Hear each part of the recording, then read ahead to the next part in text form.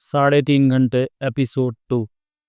उस वक्त केवल मैं ही नहीं बल्कि हॉल में मौजूद सभी व्यक्ति चकित एवं अवाक से रह गए जब स्ट्रेचर सहित पुलिस दल के बाहर जाते ही विभा बड़ी तेजी से मेरे नज़दीक आई और बोली, मेरे पीछे उस कमरे में आओ विनोद। मैं सब पका सा गया, जबकि वह एक क्षण के लिए मेरे पास बिना ठुटके आगे बढ़ गई। उसका रुख उस कमरे की तरफ था जिसमें उसने आईजी से बातें की थी। कई पल तक तो मैं हक्का बक्का सा खड़ा रहा, दिमाग को झटका सा लगा तो किम कर्तव्य विमूढ़ सा खड़ा उसके पीछे लपक पड़ा। उस वक्त वो मुझे उसी मूड में नजर आ रही थी जिस मूड में 7 के छात्र की हत्या की तफ्तीश करते वक्त थी। उसके पीछे लपकता हुआ समय कमरे में पहुंच गया। उसने घूमकर कहा, दरवाज़ा अंदर से बंद कर दो वेद। मैं जैसे विवाह के वो हुक्म का गुलाम था। दरवाज़ा बंद करके घूमने पर मैंने उसे अपनी ओर ही देखते पाया। विधवा विवाह को अकेले में अपने इतने नज़दीक पाकर मैं अपनी भावनाओं को काबू में न रख सका। ना चाहते हुए भी मेरी आंखें भरती चली गई। क्या तुम जानते हो वेद कि मैंने तुम्हें इस कमरे में क्यों बुलाया? मैं चाहकर भी कुछ ना बोल सका, सिर्फ डबडबाई आंखों से उसे देखता रहा। तो मैं ये बताने के लिए कि उनकी जेबों में क्या तलाश रही थी। मेरे चेहरे पर शायद जिज्ञासा के भाव उभर आए। उस वस्तु के बारे में मैं सिर्फ तुम्हें बता रही, किसी अन्य को बताने से हाथ आया हुआ एक सूत्र बेकार जा सकता है। यहाँ इस वक्त शायद एक तुम ही हो जिस पर मैं सबसे ज़्यादा यकीन कर सकती है। मैं जानती हूँ कि तुम उस बारे में किसी से कुछ नहीं कहोगे और साथ ही मेरी मदद करो। मैं तुम्हारे हर आदेश का पालन करने के लिए तैयार हूँ। कुछ कहने के लिए विवाह ने अभी होंठ खोले ही थे कि किसी ने कमरे के बंद दरवाजे पर दस्तक दी। हम दोनों का ध्यान भंग हो गई। विवाह ने कहा, दरवाज़ा खोल दो। मैंने आगे बढ़कर दरवाज़ा खोल दिया। दरवाजे पर एक अधेड़ आयु का सूटिड बूटिड और आकर्षक सा नजर आने वाला व्यक्ति खड़ा था। उसने सम्मानित ढंग से विवाह का अभिवादन किया। कहिए सावरकर अंकल, विवाह ने प्रश्न किए। बहुरानी, मालिक का कहीं भी पता नहीं लग रहा है। विवाह उछल सी पड़ी। क्या मतलब? हम सब हैरान हैं। ये मंदिर में कहीं भी नहीं है। हालांकि हर फैक्ट्री बंद हो चुकी है, फिर भी मैंने प्रत्येक फैक्ट्री के ऑफिस में फ़ोन किया। वे कहीं भी नहीं है। शायद वे जिंदलपुरम में ही नहीं है, वरना अभी तक मंदिर में पहुंच चुके होते। मैंने सभी से पूछा, कोई ऐसा व्यक्ति नहीं मिला जिसने उन्हें पिछले 6-7 घंटे से देखा। विभा का मुंह खुला पर खुला रह गया। मैं समझ सकता था कि ये सावरकर नाम का व्यक्ति इस परिवार का कोई खास कर्मचारी है और ये बातें अनूप के पिता गजेंद्र बहादुर के बारे में हो रही। सावरकर की बातों ने मेरा माथा भी ठनका दिया। विभा पड़बड़ा सी उठी। अजीब बात है, बाबूजी भला कहाँ चले गए? आपको इस अजीब बात की सूचना देनी मैंने ज़रूरी समझी। कुछ देर विभा चेहरे पर चिंता के ढेर सारे भाव लिए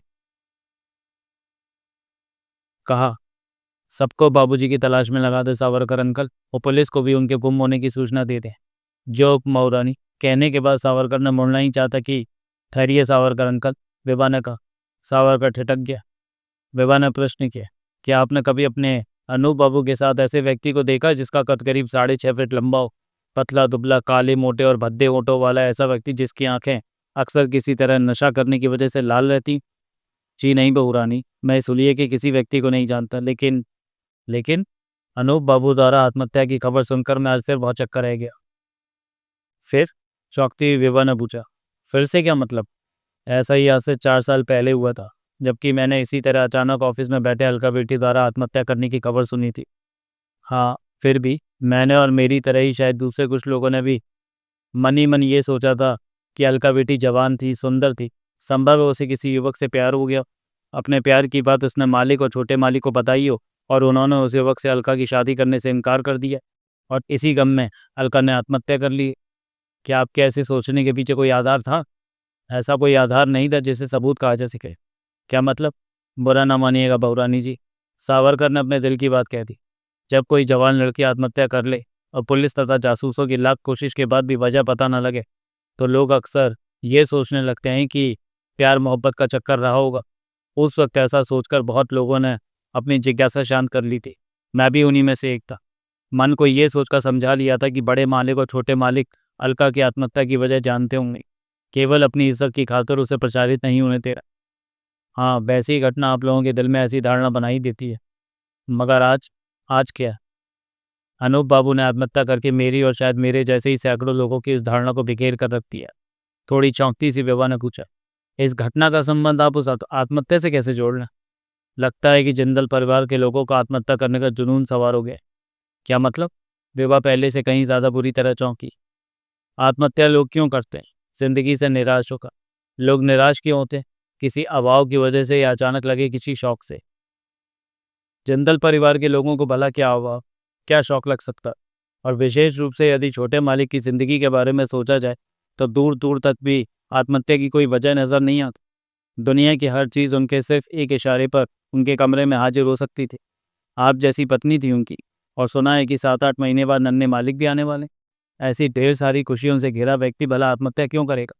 नहीं बहुरानी, दूर दूर तक भी कोई वजह नहीं जिसे सोचकर हम उसी तरह खुद को भ्रमित कर लें जिस तरह अलका बेटी की आत्महत्या कर लेने पर कर लिया था। अब तो ऐसा लगता है कि जिंदल परिवार के लोगों को आत्महत्या करने की बीमारी हो गई है। ओ नो, आप जाने क्या क्या सोच रहे हैं सावरकर अंकल, विभा ने खुद को भावुक होने से रोकते हुए कहा। खैर, आप जाइए और जल्दी से बाबूजी का पता लगाने की कोशिश कीजिए। सावरकर चला गया। विभा जाने किन ख्यालों में गुम हो गई। शून्य में आंखें स्थिर किए जाने वह क्या सोच रही थी, जबकि मैं चुपचाप खड़ा उसकी तरफ देखता रहा। सावरकर की बातों ने मेरे दिमाग को भी झकझोर सा डाला था। उसके बोलने से दूसरी बातों के अलावा मुझे ये भी पता लगा था कि विभा अनूप के बच्चे की माँ बनने वाली। ये बात मुझे पता भी लगी तो कैसे वातावरण में, तब जबकि मैं उसे मुबारकबाद भी नहीं दे सकता था। विभा, मैंने उसे धीरे से पुकारा। हाँ, वह जैसे किसी स्वप्न से जागी हो। अगले ही पल संभल कर बोली, माफ़ करना वेद, कुछ भूल गई थी कि कमरे में तुम भी मौजूद हो। क्या सोचने लगी थी? सावरकर अंकल को अलका बहन जी द्वारा 4 साल पहले की गई आत्महत्या से जोड़कर यह मेरा दिलो दिमाग में अजीब सी खलबली मचा गया। मैं अलका के बारे में कुछ भी नहीं जानता। वे कभी भावुक नहीं होते थे, किंतु अक्सर तब भावुक होती थे जब अलका बहन जी का जिक्र आ जाता था। शायद वे अपनी बहन से बहुत प्यार करते थे। हमारी शादी के 3 साल पहले ही अलका बहन जी ने आत्महत्या कर ली थी। मैं पूछा करती कि बहन जी ने ऐसा क्यों किया तो बड़े मायूस से वे कहा करते थे, काश वे जान सकते, काश कोई जान सकता कि उस बेवकूफ़ ने ऐसा क्यों किया। कोई भी तो उसके दिल का दर्द नहीं जान सका था। मैं चुप रहा, जबकि विभा कहती चली गई, सावरकर अंकल ठीक ही कह रहे थे। किसी जवान लड़की की आत्महत्या का कारण पता न लगने पर लोग अक्सर ऐसा सोच ही लेते। अगर उस घटना को उन्होंने इस आत्महत्या से क्यों जोड़ा? क्या मतलब? मैं इसे आत्महत्या नहीं मानती वेद, यह हत्या का मामला है। उनकी मेज़ पर रखे फ़ोन का रिसीवर क्रेडिट पर नहीं रखा था। जाहिर है कि मरने से कुछ ही क्षण पूर्व उन्होंने किसी से बात की थी। सवाल ये उठते हैं कि किससे और क्या। संभव है कि किसी ने अनूप को फ़ोन किया हो। नहीं, ऐसा नहीं था। हर कमरे के बाहर हम कमरे के बाहर हॉल में बैठे थे। अगर किसी ने उन्हें फ़ोन किया होता तो बेल की आवाज़ हमें ज़रूर आती। हमने बेल की कोई आवाज़ नहीं सुनी। जाहिर है कि किसी ने उन्हें नहीं बल्कि खुद उन्होंने किसी को फ़ोन किया था। मैं लाजवाब हो गया। इस सारे झमेले में मैं कुछ इस तरह फंसी कि बाबूजी की तरफ मेरा ध्यान ही नहीं गया। क्या ये कम आश्चर्यजनक बात नहीं है मेरे वेद कि ऐसे समय में बाबूजी गायब हैं? आश्चर्यजनक ही नहीं बल्कि रहस्यपूर्ण भी, निसंदेह। और मैं दावे से कह सकती हूँ कि ये मामला बहुत गहरा। बाबूजी का गायब होना वाकई मुझे चिंतित किए दे रहा। संभव है कि इस वक्त वे किसी किस्म के खतरे में फंसे हुए हों। अगला दृश्य। मुझे लगा कि जो विवाह ऊपर से इस वक्त कठोर और सामान्य नजर आ रही है, असल में अंदर ही अंदर वह बुरी तरह टूटी हुई है और विचलित है। वरना मैं उसे अच्छी तरह जानता हूँ। वह निराशा से भरा कभी कोई वाक्य नहीं बोला करती, और इस वक्त तो वह ये भी भूली हुई थी कि सावरकर के आने से पहले मुझे कुछ बताने वाली थी। जो वह बताने वाली थी उसे जानने की तीव्र जिज्ञासा मेरे मन में मचल रही थी। इसलिए बोला, तुम मुझे कुछ बताने वाली थी कि लाश की जेब में तुम क्या? हाँ सॉरी, वह बात तो मेरे दिमाग से उतर ही गई। क्या था वो? एक हेयर पिन। Hair pin? मैं उछल ही जो पड़ा। हाँ, हेयर पिन। विभा अभी कुछ कह नहीं जा रही थी कि कमरे का ढुलका हुआ दरवाज़ा भड़ाक से बोला। हम दोनों ने चौंक कर उधर देखा। दरवाजे पर खड़ा सावरकर हाफ रहा था। उसका चेहरा फक्क था, बुरी तरह उड़ा हुआ रंग। बदहवासी किसी हालत में उसने कहा, मालिक मिल गए हैं।" कहाँ है बाबूजी? वो ठीक तो है ना? नहीं, मैं काम किया। विभा चीख सी पड़ी। क्या मतलब? क्या हुआ उन्हें? मालिक बेहोश हैं।" क्या? मगर कहाँ बाबूजी है कहाँ?" इस वक्त वे हरिकेश बहादुर अस्पताल में। उफ, आप पहेलियाँ क्यों बजा रहे हैं सावरकर अंकल? आखिर एक ही सांस में क्यों नहीं बता देती कि बाबूजी कहाँ मिले? बेहोश कैसे हो गए? अभी अभी भारत शुगर मिल के general manager mister S Ramanath का फ़ोन आया था। वह हरिकेश अस्पताल से बोल रहे थे। उसने बताया कि मालिक रुक्मणी पार्क पर बेहोश अवस्था में पड़ी मिले। उसने उन्हें वहाँ से उठाकर अस्पताल में पहुँचाया। कोई नहीं जानता कि वे कब और कैसे बेहोश हुए। डॉक्टर ने उन्हें होश में लाने की कोशिश करना है। शायद होश में आने के बाद ही वे कुछ बता सके। ओह जल्दी कीजिए सावरकर अंकल, हाँ हमें अस्पताल पहुंचना है। विभा बुरी तरह व्यग्र और बेचैन उस कमरे के सामने गैलरी में टहल रही थी जिसमें गजेंद्र बहादुर थी। कमरे का दरवाज़ा बंद था। गैलरी में मेरे और सावरकर के अलावा भी बहुत से लोग थे। सभी बेचैन, चिंतित और व्यग्रतापूर्वक बंद दरवाजे की तरफ देख रहे थे। वे सभी जिंदल परिवार की किसी न किसी फर्म के कर्मचारी थे। विभा की मौजूदगी की वजह से वे सभी सम्मानपूर्वक हाथ बांधे खामोश खड़े थे। सभी के चेहरों पर दुख दर्द के स्वाभाविक भाव थे। अच्छी खासी भीड़ के बावजूद गैलरी में सन्नाटा था, बहुत ही पैना सन्नाटा। इस भीड़ में एक तरफ भारत शुगर मिल का जनरल मैनेजर एस रामानाथन भी खड़ा था। वह एक दुबला पतला, तोते सी नाक, सांवले रंग, बड़ी बड़ी आंखों वाला करीब 5 फीट 6 इंच लंबा युवक था। पतले होंठों वाले रामानाथन की आयु 30 के करीब थी। विभा ने वहां पहुंचने पर सबसे पहले उसी से बात की थी। रामानाथन केवल इतना ही बता पाया था कि गाड़ी से रुक्मणी पार्क के सामने से गुजरते वक्त उसने पार्क में कुछ लोगों की भीड़ देखी। तभी एक व्यक्ति ने हाथ के इशारे से उसे कार रोकने के लिए कहा। उसने कार रोक ली। तब उस व्यक्ति ने बताया कि पार्क में गजेंद्र बहादुर जिंदल बेहोश अवस्था में पड़ा। सुनकर वह चौंक पड़ा, भागकर पार्क में पहुंचा। उसके बाद पहले उसने उन्हें यहाँ पहुंचाया, तब मंदिर फ़ोन किया। अस्पताल में पुलिस और स्वयं आईजी भी पहुंच चुके थे। वे भी एक तरफ हाथ बांधे खामोश खड़े थे। सभी को गजेंद्र बहादुर जिंदल के होश में आने की प्रतीक्षा थी। होती भी क्यों नहीं। शायद मेरी तरह ही सब सोच रहे थे कि होश में आने पर वे निश्चय ही अपने इतनी देर गायब होने और बेहोश होने की वजह बता। मैं अभी यह निश्चय नहीं कर पा रहा था कि उनके बेहोश होने का संबंध अनूप की हत्या या आत्महत्या से या नहीं। अचानक ही दरवाज़ा खुला। गैलरी में टहलती विभा ठिठकी और फिर उस ओर लपक पड़ी। गले में टेलीस्कोप स्टेथोस्कोप डालते हैं भाई डॉक्टर। गले में स्टेथोस्कोप डाले डॉक्टर बाहर निकला। बाहर निकलते ही उसने दरवाज़ा वापस बढ़ा दिया था। उसके समीप पहुंचती हुई विभा ने पूछा, क्या हुआ डॉक्टर, क्या बाबूजी को होश आ गया? जी हाँ। डॉक्टर का अंदाज और लहजा बहुत ही सम्मानित था। थैंक्स गॉड, मैं उनसे बात करना चाहती हूँ डॉक्टर। कहने के साथ ही विभा ने दरवाजे की तरफ लपकना चाहा कि डॉक्टर सहम सा गया। कांपते हुए मैंने उसे सांप देखा था। फिर कुछ इस तरह बोला जैसे अपनी किसी बहुत बड़ी गलती के लिए माफ़ी मांग रहा हूँ। माफ़ कीजिएगा बहू रानी, वे अभी अभी होश में आए और उन्हें बताया नहीं गया कि अनूप बाबू नहीं रहे। ये खबर उन्हें नहीं बताऊंगी। कहने के बाद इस बार वह तेजी से दरवाजे की तरफ बढ़ी जो गई थी। मगर बहू रानी, आपका लिबास, हकलाकर डॉक्टर ने जल्दी से कह दिया। विभा एकदम ठिठक गई। उफ, कहते हुए उसने दाएं हाथ का घूंसा बहुत जोर से बाईं हथेली पर मारा। उसकी इस बेबसी पर वहां खड़े सभी लोगों की आंखें डबडबाई। मेरे सारे जिस्म एक अजीब सी सैरन दौड़ गई थी। कसमसाकर आंखें फाड़े डॉक्टर की तरफ देखती रह गई थी विभा, जबकि डॉक्टर इस तरह खड़ा था जैसे विभा का मुजरिम। कई क्षण के लिए अजीब सी उत्तेजना का वातावरण बन गया। फिर विभा ने डॉक्टर से पूछा, होश में आने के बाद भी क्या कर रहे हैं? बार बार अनूप बाबू के बारे में पूछ रहे हैं, कह रहे हैं कि उन्हें उनसे मिलाया जाए। ओ, इसका मतलब बाबूजी को उनके बारे में ज़रूर कुछ शक है। वे ज़रूर कुछ जानते हैं, लेकिन वे क्या जानते हैं कैसे पता लगे? बड़बड़ाती हुई विभा ने शिकारी के जाल में फंसी हिरनी के समान चारों तरफ देखा और फिर बंदूक से छूटी गोली की तरह आईजी की तरफ बढ़ गई। आईजी अंकल, वह उनके निकट पहुंचते ही बोली, मुझे लगता है बाबूजी उनके हत्यारे के बारे में ज़रूर कुछ जानते हैं। प्लीज़ आप अंदर जाइए और उनसे बयान लीजिए। आईजी साहब डॉक्टर के पास पहुंचे। उससे पूछा। डॉक्टर ने इस शर्त के साथ इजाज़त दे दी कि उन्हें अनूप के बारे में कुछ नहीं बताएंगे।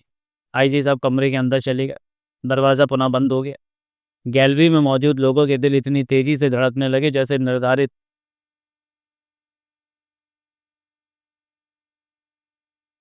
समस्त धड़कनें अभी और इसी वक्त पूरी कर लेना चाहते। विभा पुनः पहले से भी कहीं ज़्यादा बेचैन सी गैलरी में टहलने लगे। अभी 5 ही मिनट गुजरे थे कि एकाएक वह ठिठकी और फिर पड़े बड़ी तेजी से फ़ोन की तरफ बढ़ी।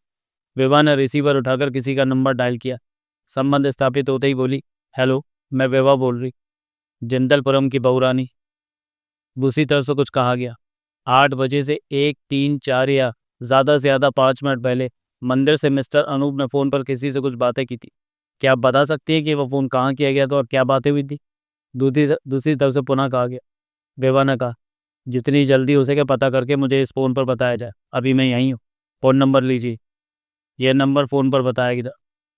अभी मैं सॉरी यह नंबर हरिकेश बहादुर अस्पताल का। एक एक सेंटेंस को 2-2 बार लिखा हुआ है। फिर नंबर बताने के बाद उसने रिसीवर रख दिया।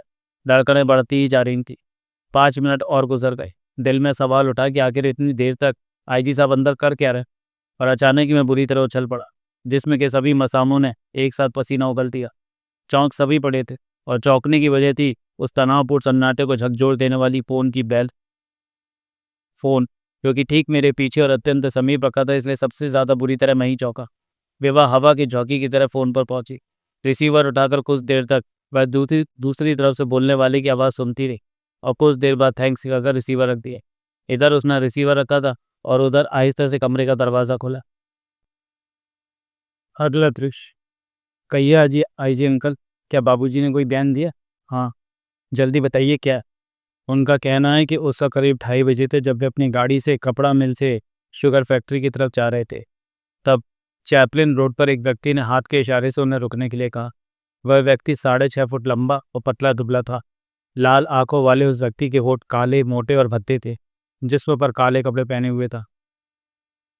ओह, ये तो उसी संतरे वाले आदमी का दिया, आईजी ने आगे बताया। क्योंकि गजेंद्र बहादुर सिंह स्वयं ही ड्राइव कर रहे थे और वह व्यक्ति लिफ्ट मांगने वाले अंदाज में रुकने के लिए कह रहा था, इसलिए उन्होंने गाड़ी रोक ली। उसने सुभाष चंद्र बोस मार्ग तक के लिए लिफ्ट की याचना की। उसने कहा था कि वहाँ अस्पताल में उसकी बीवी की डिलीवरी होने वाली है। आप जानती हैं कि शुगर फैक्ट्री सुभाष बोस मार्ग पर ही, अतः जिंदल साहब ने उसकी परेशानी समझते हुए लिफ्ट देने में कोई बुराई नहीं समझी। फिर क्या हुआ? जिंदल साहब ने पिछला दरवाज़ा खोल दिया। वह गाड़ी में बैठ गया। अभी गाड़ी ने रफ्तार पकड़ी थी, यानी ज़्यादा दूर नहीं निकली थी कि उस व्यक्ति ने जेब से रिवॉल्वर निकालकर इनकी कनपट्टी पर रख दिया। वे बुरी तरह चौंक पड़े, जबकि उसने उन्हें ड्राइविंग सीट से उठाकर खुद संभाल लिया।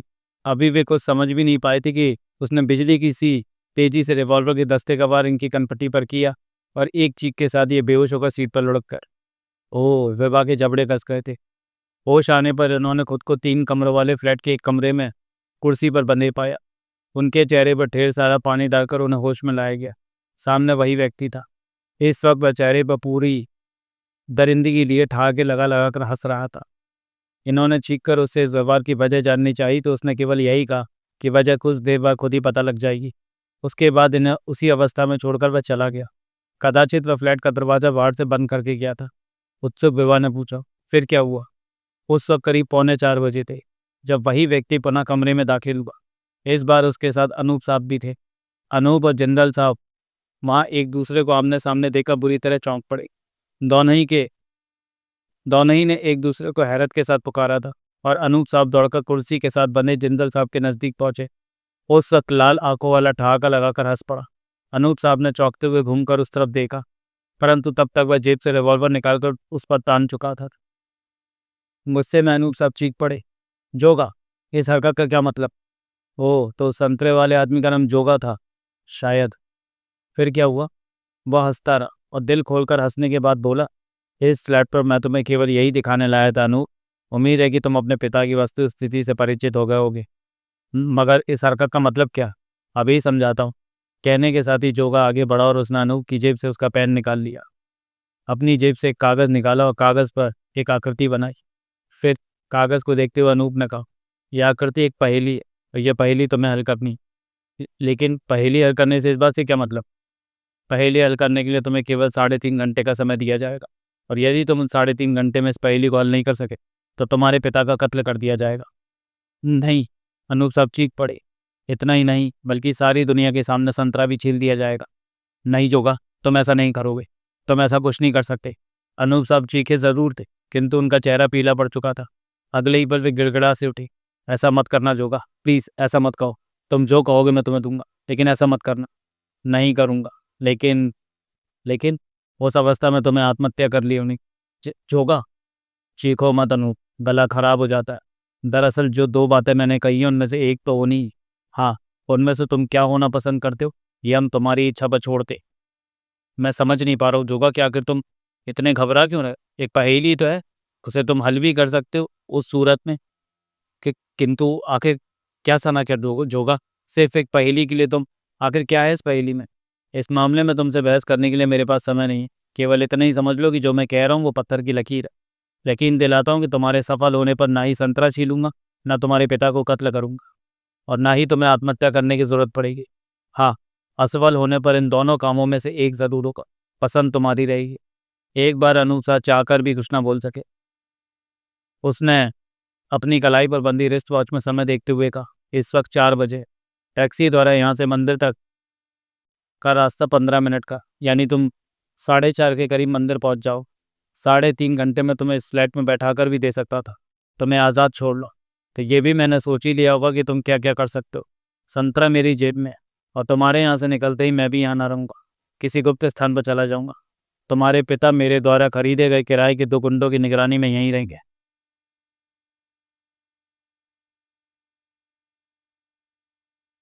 बेचारे वे 2 गुंडे मेरे बारे में कुछ नहीं जानते।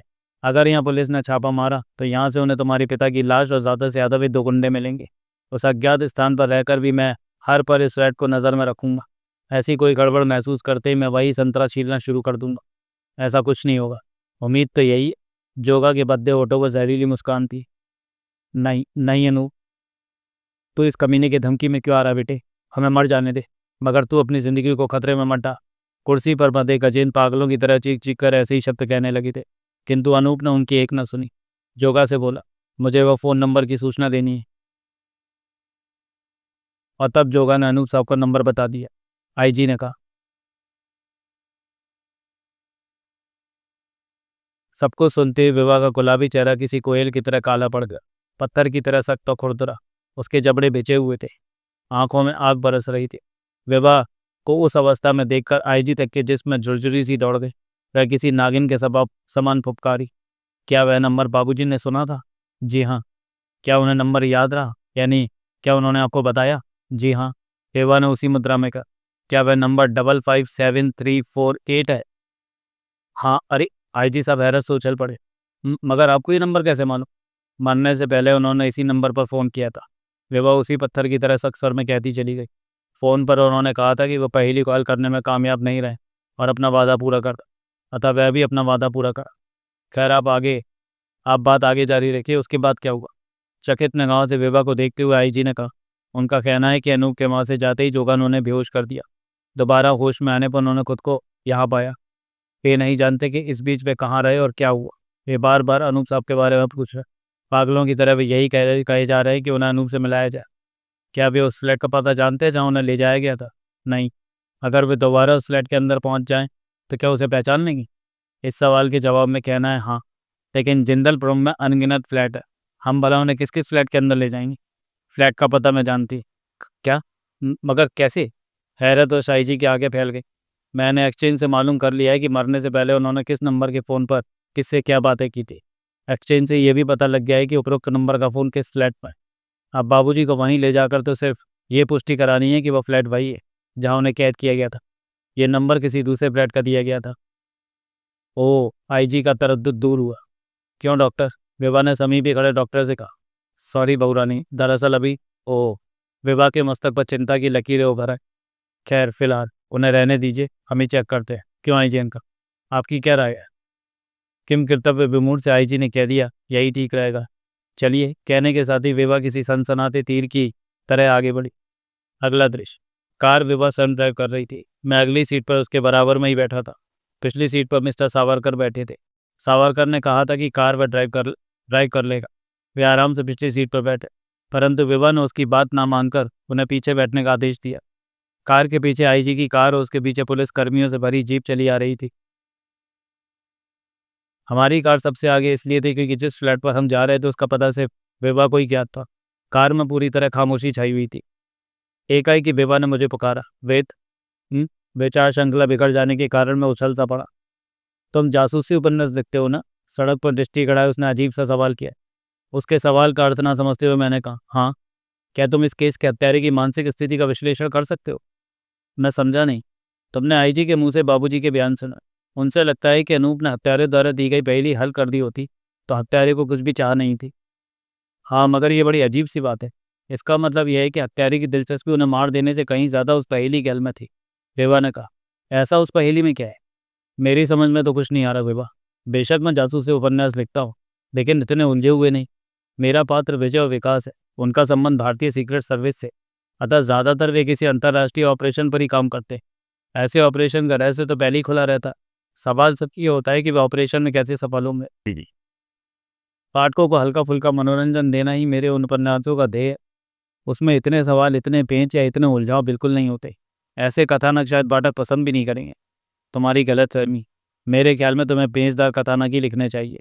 ऐसे कथानकों से तुम मनोरंजन के साथ उनकी बुद्धि भी पैनी करोगे। मेरी राय है कि तुम भविष्य में ऐसे ही कथानक लिखो। अपने किसी उपन्यास में पत्र के जरिए पाठकों से राय लूँगा। मैंने विषय को खत्म किया और वापस इस केस पर आता हुआ बोला, क्योंकि मैं ऐसे कथानक नहीं लिखता, इसलिए मिस्टर अनु की हत्यारे की मानसिक स्थिति का विश्लेषण भी नहीं कर सकता। वह चुप रह गई। कुछ देर तक मैं उसके बोलने की प्रतीक्षा करने से निराश होकर बोला, क्या तुम हत्यारे की मानसिक स्थिति का विश्लेषण कर सकती हो बेबा? मेरे ख्याल से जिंदलपुरम में अभी मर्डर और होने चाहिए। क्या मतलब? मैं उछल पड़ा। फिलहाल यही हत्यारे की मानसिक स्थिति का विश्लेषण। उसे पहेली का हल चाहिए। अपनी नज़र में वह जिसे भी बुद्धिमान समझेगा उसके सामने पहेली रख देगा। हल ना कर पाने की सूरत में उसकी हत्या कर देगा। बड़ी अजीब बात कह रही हो तो, मैंने पूछा। क्या तुम इस खाली समय में मुझे इस हेयर पिन के बारे में बताओगी? उस बारे में हम बाद में बात करेंगे। विवा ने मेरी बात बीच में काटकर जल्दी से कहा। मैं समझ गया कि विवा सावरकर के सामने हेयर पिन के बारे में कोई बात करना नहीं चाहती है। मुझे अपनी भूल का एहसास हुआ और फिर एकाएक ही दिमाग में सवाल उठा कि क्या विवा मिस्टर सावरकर पर शक कर रही है? यदि हाँ, तो कैसा शक? हत्यारा तो बिल्कुल स्पष्ट है, जोगा। क्या विवा जोगा को इस केस का मुख्य मुजरिम नहीं मानती? यदि ऐसा है तो विवा की धारणा के पीछे तथ्य क्या है? सावरकर पर वह कैसे, क्यों और क्या शक कर रही है? मैं अभी इन्हीं प्रश्नों में उलझा हुआ था कि एक हल्के से झटके के साथ गाड़ी रुक गई। मैंने देखा कि गाड़ी 3 मंजिल फ्लैट्स के दूर तक फैले सिलसिले और 4 दीवारी से घिरे स्थान पर रुकी थी। एक स्थान पर लिखा था मानसरोवर कॉलोनी। आईजी की कार और पुलिस जीप भी हमारे पीछे ही रुक गई। विभा के नेतृत्व में पूरा काफिला एक इमारत की दूसरी मंजिल पर स्थित फ्लैट नंबर C51 के बाहर गैलरी में रुक गया। विभा ने कहा, यही वह फ्लैट होना चाहिए। मगर ये तो बंद है। आईजी ने फ्लैट के बाहर लटके ताले को देखते हुए कहा। जी हाँ, लेकिन ठहरिए, इस ताले पर कोई हाथ नहीं लगाएगा। अगर फ्लैट वही है जो ताले पर जोगा, तो ताले पर जोगा की उंगली के निशान ज़रूर होने चाहिए। कहने के तुरंत बाद ही वह मेरी तरफ घूमी, बोली, क्या तुम्हारे पास रुमाल है बे? मैंने जेब से रुमाल निकालकर उसे दिया। उसने अपने बालों से एक हेयर पिन निकाला। बाएं हाथ में रुमाल लेकर उससे ताले को इतनी आहिस्ता से पकड़ा कि उस पर बने उंगलियों के निशान मिट ना जा। दाएं हाथ से हेयर पिन की मदद से वह ताले को खोलने का प्रयास करने लगी। मेरे और सावरकर के अलावा सभी पुलिसकर्मी आईजी तक विभा की कार्रवाई को हैरत में डूबे देख रहे थे। उस वक्त तो सबकी आंख लगभग फट सी पड़ी जब विभा की 5 मिनट की कोशिश के बाद ही ताले ने मुंह फाड़ दिया। ताला सावधानी से एक तरफ रखा गया। दरवाज़ा खोलकर विभा और उसके पीछे हम सभी फ्लैट में दाखिल हो गए। फ्लैट 3 कमरों का ही था, डाइनिंग, ड्राइंग और बेडरूम। ड्राइंग रूम के दरवाजे पर हम सभी ठिठक गए। एक कुर्सी और उसके समीप ही फर्श पर नायलॉन की रस्सी पड़ी थी। कुर्सी से थोड़ी दूर एक बाल्टी रखी थी। कुर्सी और उसके आसपास का फर्श अभी तक गीला था। बाल्टी की तली में थोड़ा सा पानी शेष था। हम सभी समझ गए कि गजेंद्र बहादुर इसी कुर्सी से बंधे रहे होंगे। देवा ने कहा, फ्लैट यही है। मैं ड्राइंग रूम में रखे फ़ोन का नंबर देख चुकी हूँ। कोई भी फ्लैट में मौजूद किसी वस्तु को छेड़ेगा नहीं। आईजी साहब, कृपया आप फिंगरप्रिंट्स विभाग को फ़ोन कर दीजिए, अपने फोटोग्राफर को भी। यहाँ के फ़ोटो और निशान लेने बहुत ज़रूरी है। आईजी साहब बिना कुछ कहे मुड़ गए। ठहरिए, विभा ने पूछा, आप फ़ोन कहाँ से करेंगे? इसी इमारत के किसी दूसरे फ्लैट से। गुड। इस फ्लैट के फ़ोन पर हत्यारे की उंगलियों के निशान हो। आईजी साहब बाहर चलेगा। मैंने विभा से पूछा, जब यह स्पष्ट है विभा कि वह जोगा था, तो निशान आदि के लिए इतनी सावधानी की क्या ज़रूरत है? होली और नाम से ही उसे तलाश किया जा सकता है। इस फ्लैट में रहने वाले का नाम दीनदयाल है। ये बात तो मैं कब, कहाँ और कैसे पता लग गई? एक्सचेंज से। फ़ोन दीनदयाल के नाम से ही है। जोगा नाम और हुलिया दोनों ही नकली हो सकते हैं। संभव है कि दीनदयाल अनूप से जोगा नाम और उसी हुलिये में मिलता रहा। जब उंगलियों के निशान दीनदयाल से मिलाए जाएंगे तो स्पष्ट हो जाएगा कि दीनदयाल ही जोगा था या नहीं। मैं विभा की बुद्धि की विलक्षणता और दूरदर्शिता पर चकित सा उसे देखता रह गया, जबकि वह सारे कमरे में घूम घूम कर जाने क्या तलाश कर रही थी। हम सभी पूरी तरह मौन उसे देखते रहे। हम सबको अपने पीछे नहाने की आज्ञा सी देती हुई वह बेडरूम में चली गई। 10 मिनट बाद लौटकर कमरे में आई। तभी आईजी साहब भी कमरे में आए। सामने पड़ते ही विभा ने उनसे फ़ोन के बारे में पूछा। जवाब में आईजी साहब बोले, फ़ोन तो हमने कर दिया है, लेकिन हमें पता लगा है कि इस फ्लैट के मालिक का नाम जोगा नहीं दीनदयाल है। शायद आपने किसी पड़ोसी का बयान लिया है। हाँ। तब तो आपको ये भी पता लगा होगा कि गांधी बाजार में दीनदयाल की केमिस्ट की दुकान है। अरे, आपको कैसे मालूम? दीनदयाल की उम्र 30-35 के बीच की है। आंखें छोटी, नाक लंबी, माथा चौड़ा और सिर पर नाम मात्र के बाल है। कद 5 फुट 2 या 3 इंच है। स्वास्थ्य अच्छा है। उसकी पत्नी का नाम निर्मला है, जो आजकल मायके गई हुई। इनके 2 बच्चे हैं, 7 वर्षीय बड्डी और 3 वर्षीय शिखा। दीनदयाल सुबह के 9 बजे दुकान चला जाता है और रात 8:30 के करीब वापस लौटता है। आईजी के चेहरे पर सारे जमाने भर की हैरत उभर आई। बोले, आप कहीं जादूगरनी तो नहीं है? निर्मला का मायका दिल्ली में। कमाल कर रही हैं आप। भला आपको ये सब कुछ? इसमें कमाल या जादूगरी जैसी कोई बात नहीं आई जी साहब। जो बातें आप बाहर पड़ोसियों से मालूम कर रहे थे, उससे कई ज़्यादा बातें इस फ्लैट में रहकर जानी जा सकती। बेडरूम में पूरे परिवार का एक फ़ोटो है। एक अलमारी में केमिस्ट की दुकान का पैड रखा है। बेड पर दिल्ली से आया निर्मला का एक पत्र पड़ा है, जो शायद कल ही दीनदयाल को मिला था और उसने पढ़कर सराहने रख दिया था। पत्र में बहुत सी बातों के अलावा ये भी लिखा है कि बंटी और शिखा अपने पापा को बहुत याद करते हैं। ओह! आईजी के दिमाग को सुकून सा मिला। फ्लैट में मौजूद सामान से यह अनुमान भी सहज ही लगाया जा सकता है कि दीनदयाल का स्कोर ठीक ही चलता है। 2 से लेकर 2,500 के बीच की आय उसे हो ही जाती है। कमाल है, आप इतनी छोटी-छोटी चीज़ों से, ये छोटी-छोटी चीज़ें ही जिन्हें हम देखते हैं, किंतु महत्वहीन समझकर उन पर मनन नहीं करते। दरअसल किसी भी व्यक्ति के पूरे व्यक्तित्व का दर्पण होती है। किसी ने पानी की एक बूंद को देखकर घोषणा कर दी कि कहीं न कहीं समुद्र ज़रूर है।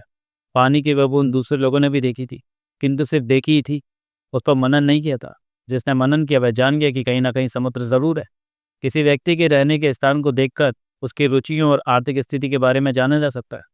आपको इस तरह बताने के बाद सब कुछ कितना आसान लगता है। कोई भी उलझन केवल तब तक उलझन है जब तक कि हम उस पर सोचते नहीं।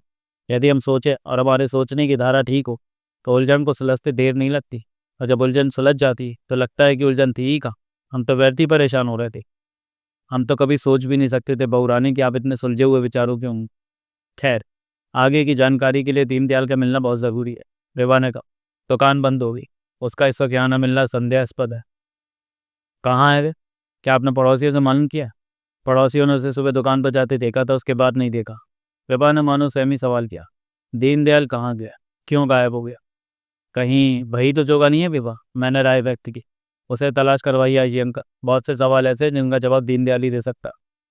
आईजी साहब ने कुछ कहने के लिए मुंह खोला ही था कि वहाँ पुलिस, फोटोग्राफ और फिंगरप्रिंट्स विभाग के लोग पहुंच गए। विभा ने मुझसे कहा, चलो वेद, फिलहाल हमारे लिए यहाँ कोई काम नहीं है। आपने ये मांगा था? आईजी ने जेब से एक तय हुआ कागज़ निकालकर विभा को दे दिया। उस पहेली की फोटो स्टेट कॉपी, जिसे हल न करने की सूरत में मिस्टर अनूप ने आत्महत्या कर। कागज़ लेते हुए विभा का सारा चेहरा भवक रहा था। अगला दृश्य। रात के करीब 12 बज गए थे। कार जन्नतपुरम की चिकनी चौड़ी और साफ सड़क पर तैरने के से अंदाज में दौड़ी चली जा रही थी। कार में केवल हम दोनों ही थे। ड्राइव वो सैमी कर रही थी। मैं उसके समीप ही बैठा कागज़ पर बनी पहेली को देख रहा था। उस पहेली को जिसको मैं अपनी विवाह के सुहाग की हत्यारी कह सकता था। विवाह की आंखें कार के आगे आगे दौड़ रहे हेडलाइट के प्रकाश पर थी।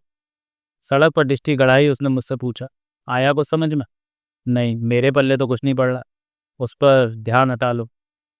इस तरह कुछ पल्ले पड़ेगा भी नहीं। क्या मतलब? मैंने विवाह की तरफ देखते हुए पूछा। वह पहेली इतनी सरल नहीं हो सकती जिसे वे 3.5 घंटे में हल नहीं कर सके। वे जानते थे कि अगर वे इसे हल नहीं कर सके तो वे 3.5 घंटे उनकी ज़िंदगी के आखिरी घंटे पे। अतः इसे हल करने में उन्होंने पूरी तन्मयता से अपना संपूर्ण दिमाग लगाया होगा। हर वह कोशिश की होगी जो वे कर सकते थे, किंतु फिर भी सफल न हो सके। इसका मतलब है कि पहेली कठिन है और यूँ दिमाग खर्च करने से समझ में नहीं आई। इसको हल करने के लिए अलग से समझ आई। शायद तुम ठीक कह रही। जिसे मैं करूँगी और 3.5 घंटे में हल करूँगी। विवाह चौंकती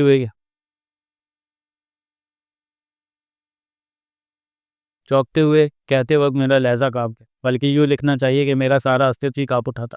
जब मैंने ड्राइविंग करती विभा की तरफ देखा तो जिस्म में झुरझुरी सी दौड़ गई। उसके चेहरे पर अजीब सी सनसनी फैला देने वाली दृढ़ता थी। आंखें पतराई सी महसूस हो। उसने उसी चट्टानी और खुरदरे सर में कहा, हाँ वेद, पूरे 3.5 घंटे, और ये भी वादा रहा कि अगर मैं उतने ही समय में हल ना कर सकूँ तो उनकी तरह आत्महत्या कर लेंगे। नहीं, मेरे जिस्म का सारा रोया खड़ा हो गया। ऐसा मत कहो। क्यों? क्या तुम समझते हो कि उस समय में मैं इसे हल नहीं कर सकूँ? नहीं, ये बात नहीं। मुझे तुम्हारे दिमाग पर भरोसा। फिर भी ऐसी प्रतिज्ञा मत करो। प्रतिज्ञा तो मैं कर चुकी हूँ। चिंता मत करो दोस्त, मैं मरने वाली नहीं। कहती हुई विभा के चेहरे पर विश्वास के सारे लक्षण उभर आए। मैं जिंदा रहूंगी। किसी और के लिए नहीं, बल्कि मुजरिमों के लिए। उनके लिए जो किसी का सुहाग उजाड़ते, किसी माँ से उसका बेटा, किसी बहन से उसका भाई या किसी भाई से उसकी बहन छीनते हैं। मुजरिम कहलाई जाने वाली ये कौम हमारे समाज के मस्तक पर लगा कोड़ का बदनुमा धब्बा है। इस कोड़ को साफ करने के लिए मैं जिंदा रहूंगी। तो विभा, डिटेक्टिव बनकर जुर्म और मुजरिमों के खिलाफ जंग छेड़ना ही मेरा मकसद था। वेद, वही मकसद जिसका संकेत उस दिन मैंने तुम्हें होटल के उस केबिन में दिया था। मैं डॉक्टर बनना चाहती थी वेद। जुर्म और मुजरिमों का इलाज करने वाली डॉक्टर। और अपनी मंजिल तक पहुंचने के लिए कॉलेज की पढ़ाई खत्म करने के बाद भी मर्डर के उलझे हुए केसों से संबंधित फाइलों में ही डूबी रहती। मेरा दिमाग इस विषय के अलावा किसी तरफ नहीं था। झटका उस दिन लगा जिस दिन मम्मी पापा से पता लगा कि उन्होंने मेरी शादी जंदलपुरम के इकलौते वारिस अनूप से तय कर दी है। रोई, चीखी, उनसे कहा कि मैं शादी करना नहीं चाहती, मुझे जासूस बनना, किंतु किसी ने एक ना सुन। मम्मी पापा ने समझाया कि लड़की होना एक आवश्यक सामाजिक व्यवस्था है, किसी लड़की की शादी ना हो तो लोग तरह तरह की बातें करते हैं। मैंने कहा कि मुझे किसी के कुछ कहने की कोई परवाह नहीं। तब उन्होंने मुझे समझाया कि नारी का जन्म कुछ और नहीं बल्कि सिर्फ और सिर्फ किसी कुल की मर्यादामयी बहू, गृहिणी और किसी की ममतामयी माँ बनने के लिए होता। मैं इस बात से सहमत नहीं थी, फिर भी मेरी इच्छा के विरुद्ध शादी कर दी गई। सारे सपने, सारे मंसूबे टूट टूट कर बिखर गए। और जब शादी हो ही गई तो यह सच्चाई है वेद कि मैं अपने मकसद के बारे में सब कुछ भूल गई। हालातों से फैसला कर लिया था मैंने, इस हद तक कि मैं केवल एक पत्नी, आदर्श गृहिणी और इस कुल की मर्यादामयी बहू बनने खुद भूल गई कि कभी मैंने क्या बनने की सोची थी। जब इंसान हालातों से फैसला कर लेता है तो खुश रहने लगता।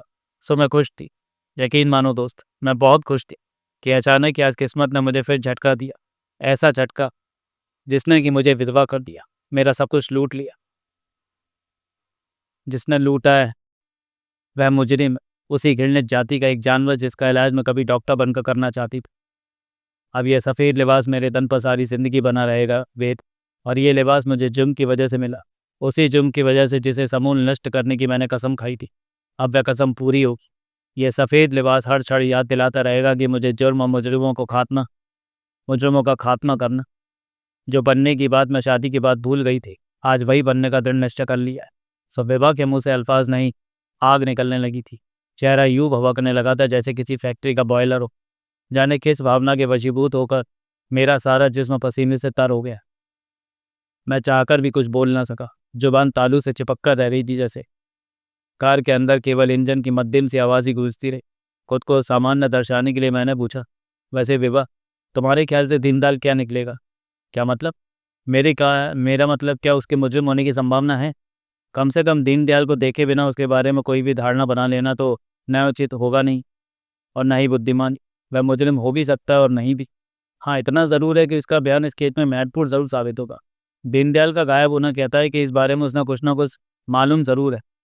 अभी मैंने कुछ कहने के लिए मुंह खोला ही था कि कार एक हल्के से झटके के साथ रुक गई। मैंने देखा कि कार हरिकेश बहादुर अस्पताल के पोर्च में रुकी थी। हम दौड़ गाड़ी से उतर गए। अस्पताल में वह डॉक्टर से बोली, अपने ससुर के बारे में मालूम किया। डॉक्टर ने बताया कि वैसे तो वे स्वस्थ है, किंतु बार बार अनूप से मिलने के लिए कह रहे हैं। जब विभा ने कहा अनूप की मृत्यु के बारे में उन्हें बताना तो पड़ेगा, तब डॉक्टर बोला, हम समझते हैं बहुरानी, बताए बिना काम नहीं चलेगा। आखिर कल अंतिम संस्कार भी तो नहीं करना। क्या उसे बाबूजी को शौक नहीं लगेगा? हमारे ख्याल से नहीं। क्यों?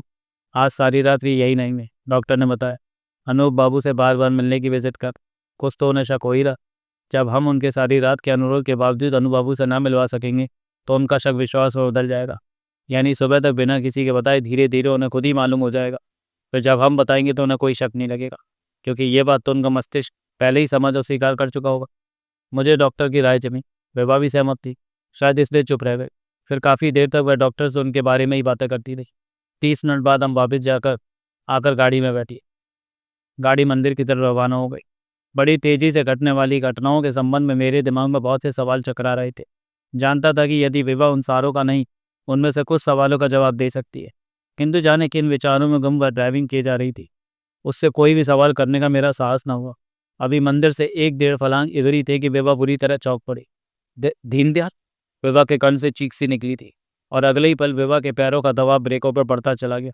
टायरों की तीव्र चरमराहट के साथ कार फिसलती चली गई, मगर अब वह व्यक्ति कहीं नजर नहीं आ रहा था जिसे देखकर हम चौंके थे या विभा ने फुर्ती से ब्रेक लगाए थे। विभा के कहने से मैं समझ गया था कि वह साया दीनदयाल ही था, और वह जो कार के हेडलाइट के प्रकाश में नहाया था, केवल एक क्षण के लिए। अगले ही क्षण में सड़क की दाईं तरफ अंधेरे में लुप्त हो गया था। बाईं तरफ से बेतहाशा भागते हुए उसने सड़क पार की थी। वह सब कुछ एक क्षण के वे हजारवें हिस्से में हो गया था। कार के रुकने तक अभी मैं ठीक से कुछ समझ भी नहीं पाया था कि रात के गहरे सन्नाटे के बीच फायर की एक जोरदार आवाज़ गूंजी। मैं सहम सा गया। जलता हुआ बुलेट बाईं तरफ से निकलकर हमारी कार के सामने से गुजरता हुआ दाईं तरफ छाए अंधेरे में गुम हो गया था। मेरे होश संभालने से पहले बाईं तरफ छाए अंधेरे से भागते कदमों की आवाज़ उभरी, साथ ही कड़ाकेदार चेतावनी, भागने की कोशिश मत करो दीनदयाल, तुम बच नहीं सकोगे। तभी बाई तरफ के अंधेरे से निकलकर कई पुलिसकर्मी सड़क पर पहुंचे। हेडलाइट के प्रकाश में सड़क पर वे सभी ठिठके थे। वे सभी क्योंकि भागते हुए वहां पहुंचे थे इसलिए हाफ रहे थे। इंस्पेक्टर त्रिवेदी भी उन्हीं में था और अपने हाथ में दबे रिवॉल्वर को कार की तरफ तान कर वो वहीं गड़ जा। कौन है उधर? हेडलाइट ऑफ करो। ये हाँ मैं इंस्पेक्टर, रेबा ने जोर से कहा। ओ बहुरानी, त्रिवेदी एकदम सकपका सा गया। रिवॉल्वर की नाम सेमी झुक गई, जबकि रेबा ने जल्दी से कहा, दीनदयाल को हमने बाई तरफ गुम होते देखा है इंस्पेक्टर, पीछा करो। इंस्पेक्टर त्रिवेदी को जैसे अब याद आया हो कि वह दीनदयाल का पीछा कर रहा था।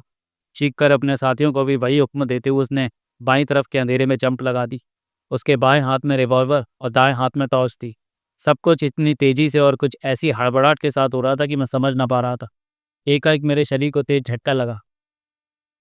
कार को अचानक ही विवा ने गियर डालकर पीछे हटाया। मैं कुछ समझ नहीं सका कि वह क्या कर रही थी और अगले ही पल कार सड़क पर रास्ता रोकने के अंदाज में खड़ी थी। और जब मैंने सभी पुलिसकर्मियों को प्रकाश में नहाते देखा तो विवा का अभिप्राय समझ गया। दरअसल बाईं तरफ का सारा हिस्सा जिधर हमने दीनदयाल को गुम होते हुए देखा था, हेडलाइट के तीव्र प्रकाश से जगमगा सा उठा। उस तरफ बनने का खेत था। त्रिवेदी और उसके साथी चारों तरफ भागे भागे फिर रहे थे और उस अनोखे दृश्य को देखता हुआ मैं सोच रहा था कि दीनदयाल इस ईक में कहीं गुम हो गए, शायद वह हाथ नहीं आएगा। वही हुआ। 15 मिनट बाद निराश त्रिवेदी कार के समीप आया। बोला, जाने कहाँ गुम हो गया बहुरानी? वो इधर गया था, विवा ने कहा। हाँ देखा तो हमने भी था बहुरानी, फायर भी किया था, लेकिन आप चिंता ना करें और बचकर नहीं निकल सकेगा। जिंदलपुरम में से एक भी घर ऐसा नहीं मिलेगा जो अनूप साहब के हत्यारे को पनाह दे सके। सुबह होने से पहले ही वो हमारी गिरफ्त में होगा। सुनो त्रिवेदी, तुम उसे मारोगे नहीं, जिंदा गिरफ्तार करोगे। एकाएक ही मैंने विवाह के लहजे को कड़ा होते महसूस किया। और हमारा ये आदेश वायरलेस के जरिए सभी पुलिसकर्मियों को दे दो। जी जी बहुरानी। त्रिवेदी सकपका सा गया। विवा चुप रह गई। कई क्षण के लिए कार के इर्द गिर्द सन्नाटा सा छा गया। फिर अगला प्रश्न विवा नहीं किया, मगर ये दीनदयाल तुम्हें टकरा कहाँ गया? क्या मतलब? अपने दोस्त राम अवतार के घर पर। वायरलेस पर दीनदयाल के बारे में आदेश मिलते ही मैं भी उसकी तलाश में लग गया। मैंने सोचा कि इस तरह उसे कहाँ तलाश किया जाता। तभी मेरे दिमाग में आइडिया आया कि हो ना हो ऐसे कठिन समय में वह अपने किसी परिचित रिश्तेदार या दोस्त के छुपने की कोशिश करेगा। दीनदयाल के बराबर में ही राम अवतार की किताबों की दुकान है। मैंने सोचा कि राम अवतार से ज़रूर उसके परिचितों का पता मिल जाएगा। सो पता लगाकर राम अवतार के घर पहुंच गया। सहयोग देखिए, दीनदयाल वहीं मिल गया। हमें देखते ही बंदूक से इतनी की निकली गोली के समान भगा। तभी से हम उसका पीछा कर रहे। राम अवतार कहाँ? यहाँ पास ही मुश्किल से 2 फलंग दूर उसका घर है। दीनदयाल के पीछे में वहाँ से हवलदार लखन सिंह को वहीं ठहरने और राम अवतार को गिरफ्तार कर लेने का हुक्म देकर भागा था। यानी इस वक्त राम अवतार लखन सिंह की गिरफ्त में होगा। जी हाँ, गाड़ी में बैठो और हमें उसके घर ले चले। इस तरह त्रिवेदी गाड़ी में बैठ गया। बाकी पुलिसकर्मियों को वहीं तैनात रहने का निर्देश देने के बाद बोला, चलिए बहुरानी। विभा ने गाड़ी इंस्पेक्टर के बताए हुए रास्ते पर बढ़ा दी। शीघ्र ही वे मध्यम श्रेणी के मकान में पहुंचे। हवलदार अधेड़ आयु के राम अवतार के हाथों में हथकड़ियां डाले कदाचित त्रिवेदी के लौटने का ही इंतजार कर रहा था। उसी कमरे में एक औरत और 2 बच्चे बिलक बिलक कर रो रहे थे। बेचारे राम अवतार का चेहरा पीला जर्द पड़ा हुआ था। विभा को देखते ही वह औरत, जो शायद राम अवतार की पत्नी थी, विभा के कदमों में गिरकर रोती हुई गिड़गिड़ाने लगी। वह बार बार यही कह रही थी कि बहुरानी ये बेकसूर है, इन्होंने कुछ नहीं किया। उस देर की खामोशी के बाद विभा ने गंभीर स्वर में कहा, आप उठिए माँ जी, आपका इस तरह हमारे पैरों में गिरना मैं बिल्कुल पसंद नहीं। यकीन रखिए, अगर राम अवतार बेकसूर है तो उसे कुछ नहीं होगा। बड़ी मुश्किल से उसे समझाएगी। तब गिड़गिड़ाते से राम अवतार ने कहा, आपकी कसम बहुरानी, मैंने कुछ नहीं किया।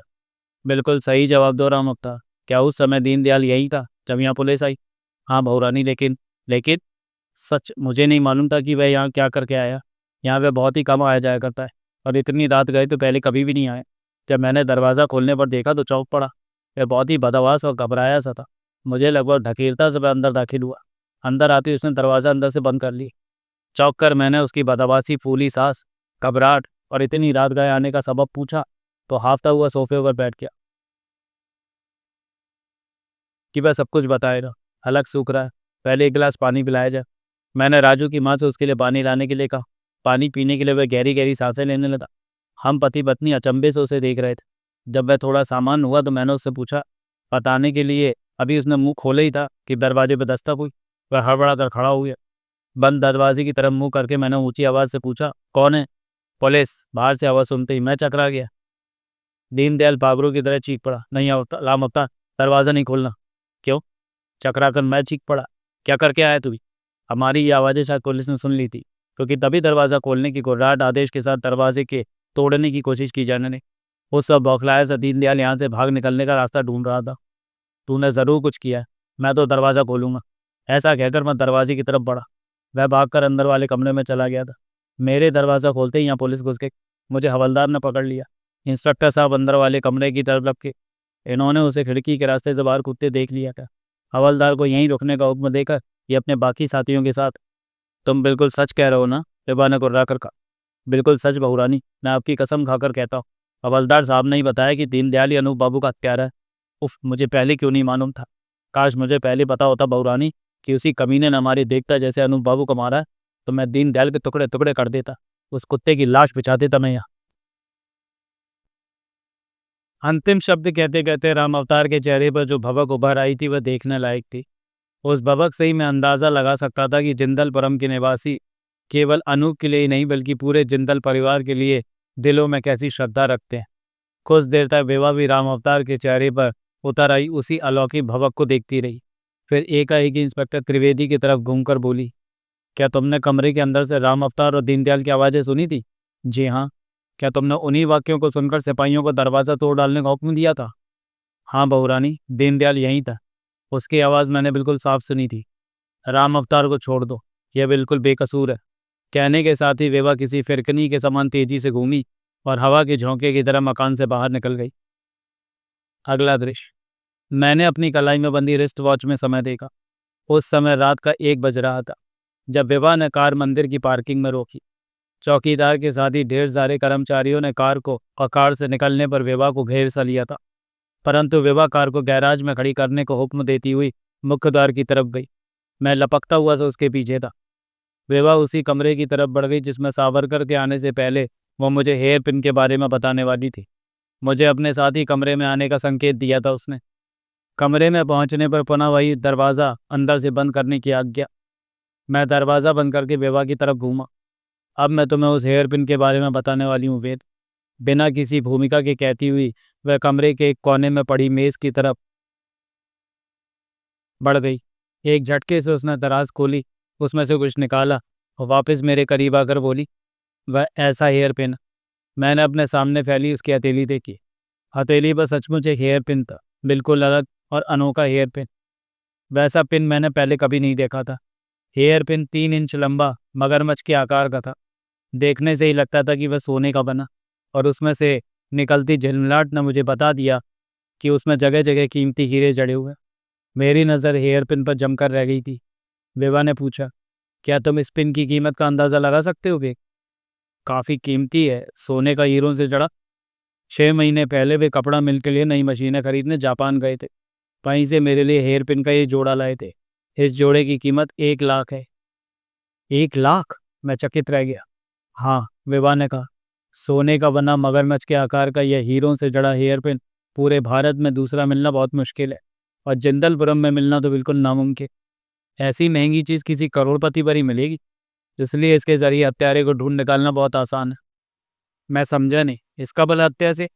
वेद, वो मेरी बात बीच में ही काट कर बोली, कथित जोगा के आने से पहले हम तुम्हारे लिए गिफ्ट की शॉपिंग करने बाजार जाने वाले थे। उस वक्त ये दोनों हेयर पिन मैंने अपने बालों में लगा रखे थे। जोगा के आने से पहले वो मेरे सिर पर हाथ फेर रहे थे, बालों को छेड़ रहे थे। तब उस वक्त उनका हाथ एक हेयर पिन पर था। जब अचानक ही जोगा आ गया, उसे देखते ही वे हक्के बक्के रह गए।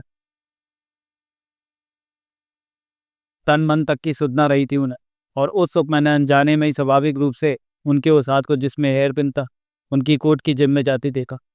ओह, मेरे मस्तिष्क में से एक गांठ खुली। इसमें शक नहीं कि उन्होंने अनजाने में ही हेयर पिन अपनी जेब में डाल लिया था। मैंने साफ देखा था, किंतु क्योंकि उस वक्त मैं भौचक्की सी उन्हें और जोगा को देखती रह गई थी, इसलिए पिन के बारे में कुछ भी न कह सकी। वे जोगा के साथ चले गए। उनके वापस आने से पहले ही मुझे यह एहसास हो गया था कि मेरे बालों में एक ही पिन रह गया, अतः उसे उतार कर मैंने यहाँ दराज में रख दिया। उनके लौटने पर भी पिन का ख्याल ना रहा। रहता भी कैसे? सारा माहौल और वे स्वयं इतने रहस्य में उठे थे। दिमाग उन्हीं सवालों में उलझ कर रह गया। उसके बाद जो हुआ वह तो तुम जानते ही हो। मगर इस पिन से हत्यारे का पता कैसे लग सकता है? पिन का ख्याल मुझे उस वक्त आया जब पोस्टमार्टम वाले उन्हें ले जा रहे थे। तुमने देखा कि तलाशी में पिन मुझे नहीं मिला। इसका मतलब है कि पिन हत्यारे ने निकाला। ओह, तो क्या तुम ये कहना चाहती हो कि जोगा ने अनूप बाबू को यहाँ भेजने से पहले? हाँ, मैं अच्छी तरह अनुमान लगा सकती हूँ कि क्या हुआ होगा। विभा सभी कड़ियों को जोड़ती हुई बोली। हालांकि उनकी हत्या से किसी भी किस्म का आर्थिक लाभ उठाना हत्यारे का मकसद बिल्कुल नहीं था, लेकिन इस पिन पर उसकी दृष्टि उस क्षण पड़ी होगी जब उसने पेन उन्हें लौटाया। तुम्हें याद होगा, बाबूजी के बयान के मुताबिक जोगा ने पेन उनके सामने नहीं लौटाया था, जबकि जब वे यहाँ आए तो पेन उनके पास था। मतलब ये कि जोगा ने दीनदयाल के फ्लैट के दूसरे कमरे में पहुंचकर पेन इनकी जेब में डाला। तभी उसकी नज़र पिन पर पड़ी। पिन को देखते ही उसने उसकी कीमत का अंदाज़ा लगा लिया। कीमत का अंदाज़ा होते ही उसे लालच आ गया और उसने पिन रख लिया। ओह, अब वह ज़रूर पिन को बेचने की कोशिश करेगा। गुड, अब तुम समझ रहे हो। इस पिन को तुम अपने पास रख लोगे। जिंदलपुरम में छोटा सा सर्राफा है। कल तुम्हें वहीं रहकर ऐसे व्यक्ति की तलाश करनी है जो इसके साथ का पिन बेचने है। मगर हत्यारा पिन को जिंदलपुरम में बेचने का रिस्क क्यों लेगा? क्योंकि वह नहीं जानता कि हेयर पिन बेचने की कोशिश जैसी साधारण घटना उसे पकड़वा सकती है। क्या मतलब? हत्या करने के बाद हत्यारा पूरी तरह चौकस रहता है। किसी न किसी स्रोत से वह खबर रखता है कि पुलिस या हत्या की तफ्तीश करने वाले किसी भी व्यक्ति के हाथ क्या सबूत लगे और वे क्या सोच तथा कर रहे हैं। जोगा को भी किसी न किसी स्रोत से सारी सूचनाएं मिल रही हूँ। सारी तफ्तीश के बीच मेरे और तुम्हारे अलावा पिन का जिक्र तक किसी तीसरे व्यक्ति के सामने नहीं है। यानी कोई नहीं जानता कि इस हत्या से संबंधित कोई हेयर पिन भी है। अतः हत्यारा समझ जाएगा कि पिन के बारे में ना तो किसी को कुछ जानकारी है और ना ही इस तरफ किसी का ध्यान है, और इसलिए पिन को बेचना वह खतरनाक नहीं समझेगा। ओह, तो इसलिए तुमने कार में सावरकर के सामने इस बारे में बात नहीं करी थी? हाँ, पिन का जिक्र मैं किसी तीसरे व्यक्ति के सामने बिल्कुल नहीं करना चाहती थी। पिन का नाम बीच में लाकर ही हाथ में आए सबूत को बेकार कर देना था। इसी वजह से आईजी साहब के बार बार पूछने पर भी मैंने नहीं बताया। मैं घूमी, अब उसकी पीठ मेरी तरफ थी। एयरपिन मैंने जेब में रख लिया। अब वह मुझसे दूर कमरे की खिड़की की तरफ बढ़ती हुई कह रही थी, फिलहाल यहाँ मुझे तुम पर ही भरोसा है। अरे, वह बुरी तरह चौंक पड़ी। उसे चौंकती और कोई वजह न समझकर मैं भी चौंक पड़ा। मैंने देखा कि उसकी दृष्टि खिड़की पर चिपकी हुई थी। वह लपकती सी खिड़की के समीप पहुंची। क्या हुआ विभा? मैंने पूछा। बड़ी तेजी से घूमकर उसने अपने होठों पर उंगली रखकर मुझे चुप रहने के लिए कहा। अचानक ही उसकी इस मुद्रा और चेहरे के भावों ने मेरी बुद्धि को चकरा कर रख दिया। मुंह फाड़े में हक्का बक्का सा खड़ा रह गया था। मेरी समझ में कुछ भी नहीं आ रहा था, जबकि मुझ पर से दृष्टि हटाकर वह कमरे में फर्श को बहुत ध्यान से देखने लगी। और उस वक्त मैं बहुत चक्कर रह गया जब वह मेज़ की तरफ झपटी। एक झटके में उसने दराज खोली। अगले ही पल उसके हाथ में रिवॉल्वर देख मैं सपक आ गया, किंतु मेरी तरफ लेश मात्र भी ध्यान दिए बिना वह कमरे के एक कोने में रखी सेब के सामने पहुंचकर गुर्राई, बाहर निकलो। मेरी खोपड़ी भग से उड़ गई। कहीं विवाह का मानसिक संतुलन तो नहीं गड़बड़ा गया? मैं कहती हूँ बाहर निकलो। सेफ की तरह रिवॉल्वर ताने में बड़े ही खतरनाक स्वर में गुर्राई। जानती हूँ कि तुम सेफ के पीछे छुपे हो। उस वक्त मेरे दिमाग की नसें बुरी तरह झंझना रही थी। जब दोनों हाथ हवा में उठाए वह व्यक्ति सेफ के पीछे से प्रकट हुआ। वही जिसकी सिर्फ एक झलक मैंने हेडलाइट में देखी थी। दीनदयाल। मेरे कण से चीख सी निकल गई। रिवॉल्वर ताने विभा अपनी आंख उगलती हुई आंखों से उसे घूर रही थी, जबकि बुरी तरह कांपता हुआ दीनदयाल गिड़गिड़ा उठा। नहीं बहू रानी, गोली मत चलाइएगा। मैंने कुछ नहीं किया। मैं किम कर्तव्य विमूढ़ सा देख रहा था। तो तुम दीनदयाल हो ना? विभा ने पूछा।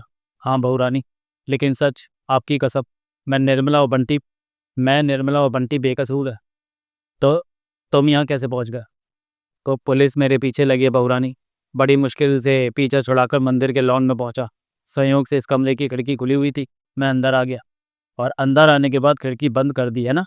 विभा ने कटु स्वर में पूछा। बुरी तरह सहमे हुए दीनदयाल के मुंह से निकला, जी हाँ। उसी बंद खिड़की को देखकर मैं चौंक पड़ी थी। उसने मुझे बता दिया था कि उसके माध्यम से ज़रूर कोई कमरे में आया, क्योंकि अंतिम बार जब मैं इस कमरे से गई थी तो ये खुली हुई थी। एक बार फिर विभा की बुद्धि की तीव्रता और याददाश्त पर चकित रह गया। मैं ठीक ही कह रही थी। उस वक्त मैंने भी खिड़की खुली देखी थी, किंतु इस वक्त भी देखकर चौंका नहीं था। दरअसल उस तरफ मैंने कोई विशेष ध्यान नहीं दिया था, जबकि विभा ने उस पर सोच लिया था। वह कहती ही चली गई। दुख है कि कमरे में आते ही मेरा ध्यान खिड़की की तरफ नहीं गया। उसे बंद देखते ही मैं चौंक पड़ी, और फिर फर्श पर बने पद चिन्हों ने बता दिया कि तुम सेब के पीछे छुपे हो। खैर, मुझे तुमसे बहुत से सवालों का जवाब चाहिए। सबसे पहले ये बताओ कि तुम्हारी यह हालत कैसी हुई? दीनदयाल ने अपने ही जिस्म को देखा। बोला, पुलिस से बचने के चक्कर में मैं भाग रहा था। उसी कोशिश में कई जगह गिरा। कपड़े फट गए, मैं जख्मी हो गया। तुम पुलिस से क्यों डर रहे थे? अनूप बाबू की आत्महत्या का समाचार सुनते ही मैं भी बाजार के दूसरे लोगों की तरह अपनी दुकान बंद करके मंदिर की तरफ दौड़ पड़ा था। मेरे दिल में भी जिंदलपुरम के दूसरे लोगों की तरह देवता जैसे अनूप बाबू के लिए सम्मान और श्रद्धा है।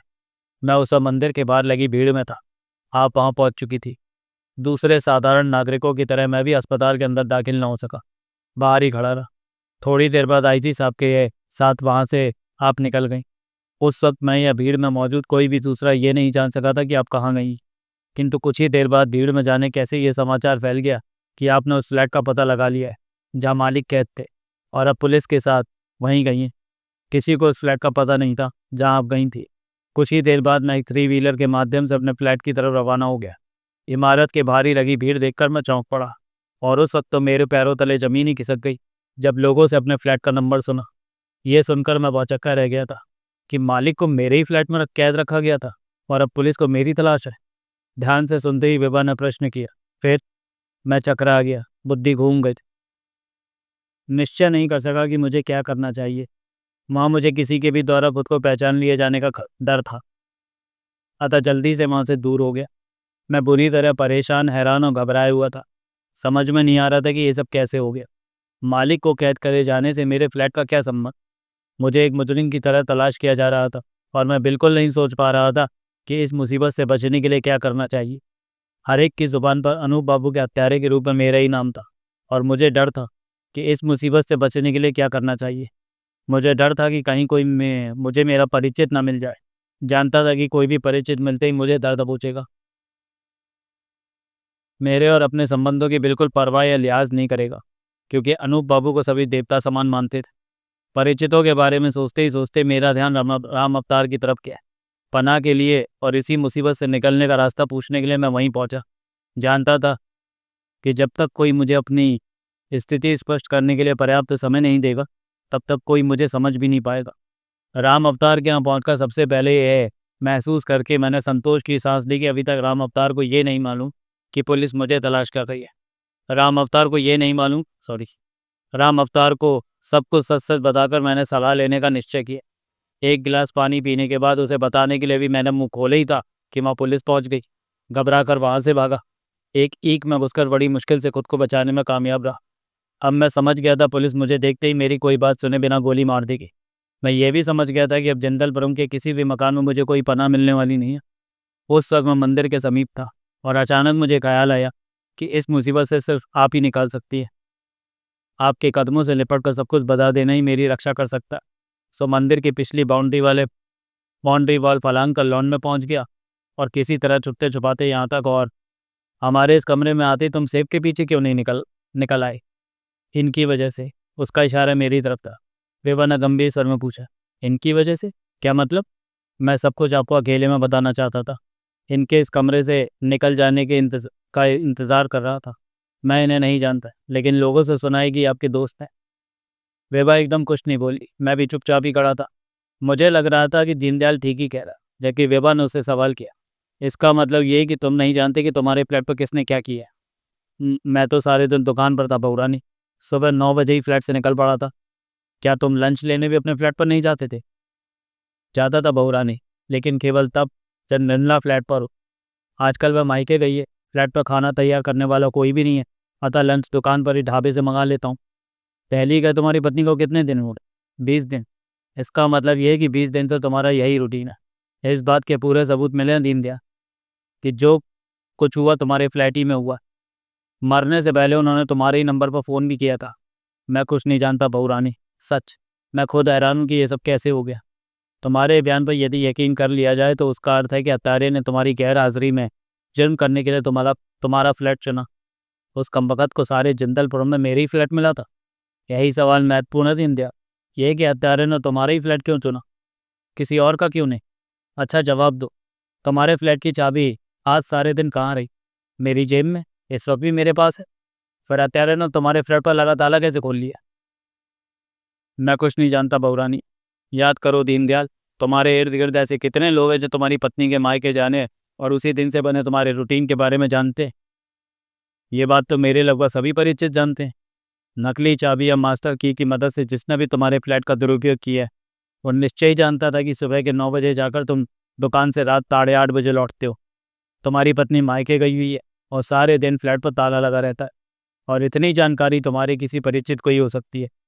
वही ऐसे खतरनाक काम के लिए इतने आराम से फ्लैट का इस्तेमाल कर सकता है। दिमाग पर जोर डालो दीनदयाल, सोच कर जवाब दो। तुम्हारे परिचितों में से ऐसा कौन है जो ये काम कर सके? मैं तो किसी को ऐसा नहीं समझता बहुरानी। हत्यारे ने जो कुछ किया है उससे तुम बहुत बड़ी मुसीबत में फंस गए हो दीनदयाल, और तुम्हें इस मुसीबत में फंसाने के लिए उसने ये सब कुछ किया। तुम्हें इस तरह फंसाने वाला निश्चय ही कोई तुम्हारा दुश्मन होगा, ऐसा दुश्मन जो दोस्त का मुखौटा चढ़ाकर तुम्हारे आसपास रहता है। मेरी भला किसी से क्या दुश्मनी हो सकती है बहुरानी? व्यापारी आदमी हूँ, कोई गाली भी देता है तो विनम्रता से उसके आगे हाथ जोड़ लेता हूँ। मैंने तो कभी किसी को अलिफ से बे भी नहीं कहा। रवा जाने क्या सोचती रह गई, मैं एक लफ्ज़ भी नहीं बोला था। हाँ, दीनदयाल के बयान ने सारे मामले को कुछ और ज़्यादा उलझा सा दिया था। हालांकि उसका बयान काबिले यकीन था, ऐसा नहीं लगता था कि वह झूठ बोल रहा है। शक की कहीं कोई गुंजाइश थी भी नहीं। परंतु हत्यारे द्वारा जुर्म करने के लिए किसी अन्य का फ्लैट इस्तेमाल करना भी कम विचित्र बात नहीं थी। जो सच था वो मैंने आपको बता दिया है बहुरानी। अभी आप पर निर्भर है कि आप यकीन करें या नहीं। मैं आपके हवाले हूँ। अगर आप मुझे सच्चा महसूस करें तो माफ़ कर दें, और अगर अनूप बाबू का हत्यारा महसूस करें तो अपने हाथों से मेरा गला दबा दें। मैं चूप ही नहीं करूँगा। सिर्फ हमारे कुछ महसूस करने से कुछ नहीं होगा दीनदयाल। सुबह 9 बजे के बाद मुजरिम ने तुम्हारे फ्लैट का इस्तेमाल किया है। फ्लैट के ताले, रिसीवर और फ्लैट के अंदर मुजरिम की उंगलियों के निशान होंगे। तुमने कहा है कि तुम फ्लैट पर नहीं गए, लिहाजा ताले पर तुम्हारी उंगलियों के निशान नहीं होंगे। ताले पर से मिले निशानों से तुम्हारी उंगलियों के निशान मिलाए जाएंगे। अगर नहीं मिले तो तुम्हारा बयान प्रमाणित हो जाएगा, और यदि मिल गए तो मैं अपनी उंगलियों के निशान देने के लिए तैयार हूँ बहुरानी। दीनदयाल का चेहरा चमक उठा। अगला दृश्य, विभा ने आईजी का नंबर बताकर मुझे उन्हें फ़ोन करने और यहाँ पहुँचने के लिए कहा। मैं कमरे से बाहर निकला और वहाँ रखे फ़ोन से आईजी को फ़ोन किया। दीनदयाल का बयान सच है या झूठ पता लगाने के लिए विभा ने जिस पैमाने का निर्धारण किया था वो मुझे जचा। कुछ ही देर बाद वहाँ आईजी साहब आ गए। विभा ने दीनदयाल को उन्हें सौंपा, उसका पूरा बयान बताया और कहा कि इसे आज रात बिना किसी प्रकार का कष्ट दिए लॉकअप में रखा जाए। इसकी उंगलियों के निशान ताले और फ़ोन पर मिले निशानों से मिलाए जाए। इस तरह दीनदयाल को लेकर आईजी साहब विदा हुए। कमरे में पुनः मैं और विभा रह गए। कुछ देर बाद की खामोशी के बाद विभा पूरी, मेरा अनुमान गलत निकला। सोचा था कि दीनदयाल का बयान इस सारे झमेले को किसी न किसी हद तक सुलझाएगा ज़रूर, लेकिन यहाँ तो मामला ही उल्टा निकला। झमेला कुछ और ज़्यादा उलझ गया। तुम्हारा अपना अनुमान क्या है विभा? दीनदयाल झूठ बोल रहा है या सच? सच, उसने बिल्कुल स्पष्ट कहा। मैंने चौंकते हुए पूछा, फिर व्यर्थ ही उसे लॉकअप में बंद कराने का क्या मतलब? ऐसा सिर्फ मेरी अनुभूति है वेद, और हत्या के केस में कोई भी रास्ता अनुभूतियों से नहीं बल्कि ठोस सबूतों के आधार पर निर्धारित किया जाता है। कल सुबह तक के लिए उसे थोड़ी असुविधा होगी। सच प्रमाणित होने पर ही किसी को छोड़ना श्रेयस्कर होता है। इसका मतलब ये कि हत्यारे ने इसका फ्लैट इस्तेमाल किया है? बेशक, विभा ने कहा। और अगर ये बात सच है तो मानना पड़ेगा कि हत्यारा दुसाहसी और बेहद चालाक है। उस तक पहुंचने के लिए दिमाग खपाना पड़ेगा। और सच वेद, मेरे और इसके टकराव में मज़ा आ जाएगा। अपने जिस्म में दौड़ती हुई मैंने अजीब सनसनी महसूस की। विभा के भभकते चेहरे को मैं देखते ही रह गया। अचानक ही खुद को नियंत्रित करके वह बोली, घटनाएं बहुत तेज़ी से घटी, और हर घटने वाली नई घटना से ये महसूस किया है कि कोई रहस्य खुलने वाला है। परंतु एहसास के ठीक विपरीत घटने वाली हर नई घटना इस सारे मामले को पहले से कहीं ज़्यादा जटिल बना देती है। क्या तुम कोई अनुमान लगा सकी हो विभा? केवल ये कि वह संतरा इस केस में कुंजी है। अगर किसी तरह में ये पता लग जाए कि वो जोगा और उसके हाथ में दबे संतरे से इतना क्यों डरते थे तो बहुत से रहस्य खुल सकते हैं। मगर ये पता लगाना आसान नहीं। आओ मेरे साथ। कहने के साथ ही वह तेजी से कमरे के अंदर दरवाजे की तरफ बढ़ गई। मैं उसके पीछे लगभग लपका ही था कि चटकनी गिराकर उसने सेमी दरवाज़ा खोला और बाहर निकल गई। देखने की आवश्यकता नहीं है कि मैं उसके पीछे ही था। वह मुझे दूसरी मंजिल के एक कमरे में ले गई। कमरे को देखते ही महसूस किया कि मैं किसी राजकुमार के शयन कक्ष में आ गया। विभा ने कहा, यह हमारा बेडरूम है और वह है उनकी पर्सनल सेफ। पर्सनल सेफ से क्या मतलब है? कमरे की बाई दीवार में एक तिजोरी जैसी सेफ अटैच थी। तिजोरी का केवल दरवाज़ा ही चमक रहा था और मैं देखते ही समझ गया कि वह नंबर लॉक तिजोरी है। विभा की दृष्टि उसी पर केंद्रित थी। बोली, उसे खोलने की इजाज़त मुझे भी नहीं थी। मैं समझा नहीं। एक दिन मैंने उनसे सेफ या तिजोरी के बारे में बात की थी, खोलने के लिए नंबर जानना चाहा था। तब उन्होंने कहा था कि इस तिजोरी को सिर्फ जिंदल परिवार का मालिक ही खोल सकता है। परिवार की स्त्रियों को कभी सेफ का नंबर नहीं बताया जाता। ऐसा क्यों? उनके शब्दों में इसे जिंदल परिवार की परंपरा ही कहा जा सकता है। मैंने उत्सुक स्वर में पूछा। मगर उसमें क्या है? बहुत जिद करने पर उन्होंने मेरे इस प्रश्न का जवाब दिया था। बोले थे कि इसमें एक रायता दान है। रायता दान? हाँ भाई, जिसमें से आज से 40-50 साल पहले दावत आदि में लोगों को रायता सर्व किया जाता था। मगर जिंदलपुरम के संस्थापक यानी हरिकेश बहादुर जिंदल ने पीतल का बना वही रायता था एक पनिये के पास गिरवी रखकर एक आना उधार लिया था, और उसी आने से उन्होंने वह लॉटरी का पत्ता खरीदा था, जिसे लेकर वे अपनी झोपड़ी के बाहर बैठे और ये जिंदलपुरम खड़ा किया। 30 साल बाद हरिकेश बहादुर ने यही रायता दान बनिए को 10,000 देकर छुड़वाया था। इस कहानी के मुताबिक रायता दान कम से कम जिंदल वंश के लिए ऐतिहासिक और जिंदलपुरम का संस्थापक बन गए। उसे इस सेफ में सुरक्षित रखा गया है और परंपरा के मुताबिक खानदान का प्रत्येक मालिक अपने उत्तराधिकारी को सेफ का नंबर तथा रायता दान का रहस्य बताता रहे। ओह, तब तो इसका नंबर बाबूजी को भी पता होगा। क्या मतलब? हाँ, ज़रूर पता होगा, लेकिन मैं उनके द्वारा नंबर बताए जाने तक इंतज़ार नहीं कर सकती। कोशिश करके मैं इस सेफ को इसी समय खोलना चाहती। लेकिन क्यों? आखिर इसे खोलने से हमें अपने केस में क्या मदद मिलने वाली है? मदद मिल भी सकती है वेद और नहीं भी। जब एक बार खानदान का मुखिया इस सेब का रहस्य अपने वारिस को बता देता है तो उसके बाद वह स्वयं भी कभी सेब को हाथ नहीं लगाता। ये बात वे जानते थे, अतः अपनी किसी बहुत ही सीक्रेट चीज़ को इसमें निश्चिंत होकर रख सकते थे। क्या तुम्हें लगता है कि इसके अंदर से कोई ऐसी वस्तु मिल सकती है जिसमें संतरे के रहस्य का पर्दाफाश हो सके? यदि उनके पास कोई ऐसी वस्तु थी तो उन्होंने इसी में रखी होगी। कहने के साथ ही विभा आगे बढ़कर सेब के समीप पहुंच गई। सेब कमरे के फर्श के केवल 2 फुट ऊपर दीवार में फिक्स थी। विभा घुटने टेक कर फर्श पर बैठी। मैं समीप खड़ा उसे देखता रहा। एक क्षण भी बिना गंवाए उसने डायल से छेड़छाड़ शुरू कर दी। विभिन्न नंबरों को घुमाकर वे सेब का हैंडल घुमाती रही। समय गुजरने लगा। 2 घंटे गुजर गए। मैं बुरी तरह बोर होने लगा था। एक क्षण का भी विश्राम लिए बिना निरंतर डायल से जूझती रही। वह पसीने पसीने हो गई थी। कई बार मैंने उससे कहा भी कि अब वह उसे छोड़े, कल सुबह ट्राई करे, किंतु उसने जैसे मेरी बात सुनी ही नहीं, जुटी रही। उस वक्त सुबह के 4 बजे थे जब अचानक ही कट्टी की हल्की सी आवाज़ के साथ हैंडल घूम गया। अपने जिस्म में मैंने स्फूर्ति सी महसूस की। विभा ने भी संतोष की सांस ली थी। मैं जल्दी से उसके निकट ही बैठ गया। विभा ने सेफ खोली और उसके खुलते ही मैं चकित रह गया। शायद विभा भी, क्योंकि सेफ में कोई रायता दान नहीं था। वह एक प्रकार से खाली ही था, परंतु पूर्णतः खाली भी नहीं कही जा सकता। सेफ की एक रैक पर सलीके से कागजों का एक पुलंदा रखा था। विभा ने अंदर हाथ डालकर पुलंदा उठा लिया। वे कुछ पत्र थे, करीब 30-32 पत्र होंगे, एक ही राइटिंग के। जाहिर था कि वे सभी पत्र किसी एक ही व्यक्ति ने लिखे थे। प्रत्येक पत्र कॉपी के सादे कागज पर था। हर पत्र को संबोधन था, मेरे राजा अनूप। प्रत्येक पत्र के अंत में तुम्हारी सुधा पटेल। संबोधनों और लिखने वाली के नाम से हमें वे पत्र पढ़ने के लिए उत्सुक कर दिया। हम दोनों ही जैसे वहां से उठना भूल गए थे। वहीं बैठे बैठे हमने पहला पत्र पढ़ा, दूसरा, तीसरा, चौथा, पांचवा और इसके बाद एक के बाद एक दूसरा पत्र पढ़ते ही चलेगा। संक्षेप में मैं यही कह सकता हूँ कि वे सभी पत्र दरअसल प्रेम पत्र थे जो किसी सुधा पटेल ने अनूप को लिखे थे।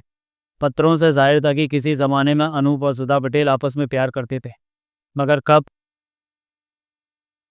यानी ये पता नहीं लगता था कि ये कहानी कितने दिन या वर्ष पुरानी, क्योंकि किसी भी पत्र पर कोई तारीख नहीं थी। ना ही किसी पत्र में सुधा पटेल का एड्रेस था। यानी पत्रों से लिखने वाले के बारे में उसके नाम के अलावा अन्य कोई विशेष बात पता नहीं लगती थी।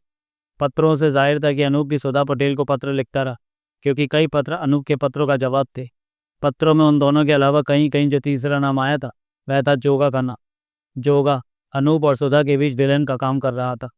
एक पत्र में सुधा ने लिखा था कि अनूप, यदि तुम कल सही वक्त पर ना आ जाते तो जोगा ने मुझे बर्बाद कर दिया था, मेरा सर्वस्व लूट लेता। मगर उससे चौकस रहना, मेरे राजा वह बहुत खतरनाक है। अब वह निश्चय ही तुमसे बदला लेने की कोशिश करेगा। एक पत्र में सुधा ने लिखा था, तुम्हारा पत्र मिला अनूप, पढ़कर दुख हुआ। तुमने लिखा है कि मैं अबॉर्शन करा लूँ, सारा इंतज़ाम तुम कर लोगे। लेकिन नहीं अनूप, तुम्हारी सुधा इतनी नीच नहीं है कि अपने ही बच्चे को मार डाले। प्लीज़ ऐसा फिर कभी मत लिखना अनूप। बरसात की उस रात में को के अंदर हम में कोई एक नहीं बल्कि दोनों ही बहक गए थे, और एक बार बांध टूट जाने के बाद हम दोनों ही बहकते रहे, और उसी का परिणाम मेरे पेट में। ऐसी घटना होने पर लड़कियां अक्सर सारा दोष लड़कों पर ही थोपती थी, परंतु मैं उनमें से नहीं। मेरा भी उतना दोष है जितना तुम्हारा, और अब केवल इतना ही चाहती हूँ कि ऐसा फिर कभी मत लिखना। वादा करती हूँ, अपने या अपने बच्चे के लिए मैं कभी तुमसे कोई अधिक नहीं मांगूंगी। हाँ, जोगा से सावधान रहना, लगता है उसे हमारे संबंधों की पूर्ण जानकारी है।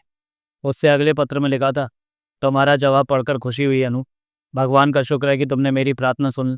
अब कभी अबॉर्शन की बात जुबान पर नहीं लाओगे। मैं तुम्हारी मजबूरी समझती हूँ अनूप। तुम मुझसे शादी नहीं कर सकते। मुझे तुमसे कोई शिकवा कोई शिकायत नहीं है। मुझे मालूम है ना, मुझे गुलाब का फूल बहुत पसंद है। हर मुलाकात पर तुम मेरे लिए गुलाब का फूल लाया करते थे। मिलते ही उसे मेरे बालों में टांग दिया करते थे। मुझे बहुत अच्छा लगता था, बड़ी खुशी होती थी। अब ना हम मिल पाते हैं, ना ही तुम गुलाब का फूल देते हो। मगर नहीं, शायद ये गलत है। तुमने तो मुझे गुलाब के फूल से भी कहीं ज़्यादा अच्छा फूल दिया। बेजान नहीं, बल्कि ऐसा फूल जिसमें प्राण होंगे। और हाँ, तुमने तो मुझे जीवन भर के लिए एक फ्लैट और खर्चा देते रहने के लिए लिखा। इस पेशकश के लिए शुक्रिया अनु। मगर नहीं, तुम्हारी रानी रखैल नहीं बनेगी। मुझे अपने प्रेमी का ही रहने दो। मैं कहीं भी रहकर इस फूल को जन्म दे दूंगी, सींचूंगी, संवार कर इसे अपने बुढ़ापे का सहारा बना लूंगी। ये फूल मेरा रहेगा अनु, केवल मेरा। इस पर तुम्हारा भी कोई हक नहीं। बस सारे पत्रों में मिलाकर यही चंद उल्लेखनीय बातें थी। उन पत्रों में उलझे में करीब 1 घंटा गुजर चुका था और सभी पत्र पढ़ने के बाद हमारे चेहरे तथा मन मस्तिष्कों पर सन्नाटा सा छा गया था। काफ़ी देर तक हम एक दूसरे से नजरें तक नहीं मिला सके। विभा ने सारे पत्र पुनः सेफ में रखे। दरवाज़ा बंद करते ही डायल घूम गया। नंबर गड़बड़ा गए थे। विभा आहिस्ता से खड़ी हुई। उसके खड़े होने का अंदाज ही बता रहा था कि वह टूट सी गई है। इन पत्रों ने निराशा के किसी गहरे अंधकूप में डाल दिया था उसे। मैं स्वयं भी सोचता सा रह गया। पत्रों की रोशनी में अनूप का चरित्र बहुत रोशन नहीं रह गया था। वह दागदार सा नजर आ रहा था। कदाचित इन पत्रों को पढ़कर विभा के दिल में चोट सी लगी थी। एकाएक वह मेरी तरफ घूमी और बोली, इन पत्रों के पढ़ने के बाद तुम किस नतीजे पर पहुंचे वेद? मैं? मेरी तो कुछ समझ में ही नहीं आ रहा। मैं जानती हूँ कि पत्रों को पढ़ने के बाद तुम जिस नतीजे पर पहुंचे उसे केवल इसलिए कहना नहीं चाहते क्योंकि वो मेरे पति थे। लेकिन नहीं दोस्त, हम इस वक्त एक हत्या के केस की तफ्तीश कर रहे हैं और हमें किसी भी सामाजिक रिश्ते के बंधन में कैद नहीं रहना। सब कुछ भूलकर वही करना है जो सबूत कह रहा है। मैं चुप रहा, चाहकर भी कुछ नहीं कह सका था। वह फिर बोली, जोगा और उसके द्वारा खाए गए संतरे से जिस तरह आतंकित होते थे, उसी से जाहिर था कि अपनी पिछली ज़िंदगी में उन्होंने कोई ऐसा गुनाह किया है जिससे वे डरते हैं और जिसके खुलने से बेहतर उन्होंने आत्महत्या समझी। ये पत्र बताते हैं कि सुधा पटेल और उनका संबंधी वह रहस्य था जिसे जोगा जानता था, और संतरे के शील डालने की धमकी इसी रहस्य को खोल देने की धमकी थी। मैंने बड़ी मुश्किल से कहा, इस रहस्य से वाला संतरे का क्या मतलब? तुम व्यर्थ उनके पक्ष में सोचने की कोशिश कर रहे हो वेद। सारा मामला बिल्कुल साफ है। वे सुधा पटेल से प्यार करते थे, बहक गए थे। उन बहके हुए क्षणों का फोटो आदि जोगा के कब्जे में था। वे उसी के प्रकाशित होने से डरते थे। अपने जीते जी उन जैसा कोई भी इज्जतदार व्यक्ति ऐसा रहस्य प्रकट होने देने की अपेक्षा मर जाना पसंद करेगा। मैं चुप रह गया। मेरी वही धारणा बन गई थी जो विभा कह रही थी। हाँ, उस सबको मैं अपने मुंह से विभा के सामने कहने का साहस नहीं जुटा सका था, जबकि विभा कहती ही चली गई। मुझे ये अफसोस नहीं है कि उन्होंने सुधा से प्यार किया। उनके बहक जाने का भी अफसोस नहीं है, क्योंकि साधारण लोगों से अक्सर ऐसा हो जाता है। अफसोस है तो केवल इस बात का कि उन्होंने सुधा के साथ न्याय नहीं किया। मैं अब भी चुप ही रहा। खैर, हम किसी एक व्यक्ति के चरित्र का विश्लेषण नहीं बल्कि हत्या की वारदात की तफ्तीश कर रहा। एक बार फिर मेरा अनुमान गलत साबित हो गया। सोचा था कि अगर संतरे का रहस्य खुल जाए तो सारी गुत्थियां सुलझ जाएंगी, लेकिन एक बार फिर गुत्थियां कुछ और ज़्यादा उलझ गई। वो कैसे? मेरे ख्याल से तो, हाँ हाँ बोलो, तुम्हारे ख्याल से क्या? मैंने साहस करके कहा, मेरे ख्याल से तो सब गुत्थियां सुलझ गई। केवल इतना ही सही चक्कर था। जोगा भी सुधा से प्यार करता होगा। अनूप भाभी से उसे ईर्ष्या होगी, इसलिए उसने अनूप भाभी की हत्या कर दी। तब फिर उस पहेली का क्या मतलब? वो कोई और चक्कर होगा। उसी चक्कर का तो पता लगाना है। बेवा बोली, यह भी पता लगाना है कि सुधा पटेल और यदि उसका बच्चा हो चुका है तो वे कहाँ? जिक्र था कि इस सेफ में रहता था, वह कहाँ गया? संभव है कोई रायदादान ना रहो। अनूप बाबू ने केवल तुम्हें संतुष्ट करने के लिए मकसद से ही झूठ बोला। हो सकता है, लेकिन ऐसी संभावना कम ही है। खैर, सेब में रायता दान था या नहीं, इस सवाल का जवाब तो वक्त आने पर बाबूजी भी दे सकते हैं। फिलहाल हमारे सामने दो महत्वपूर्ण काम है। सुधा पटेल और उसके बच्चे को तलाश करना, जोगा को तलाश करना जिसमें हेयर पिन हमारी मदद कर सकता है। सुधा और उसके बच्चे को तलाश करके तुम क्या करोगी? ये तो वक्त बताएगा वेद। सुबह हो गई। फिलहाल तुम जाकर थोड़ी देर के लिए आराम कर लो। याद रखना, जिस रहस्य को रहस्य बनाए रखने के लिए उन्होंने आत्महत्या कर ली, यानी इन पत्रों का भी किसी से जिक्र न करना। उम्मीद है कि तुम बाजार खुलने से पहले ही सर्राफा चले जाओगे। मैं चुपचाप कमरे से बाहर निकल गया।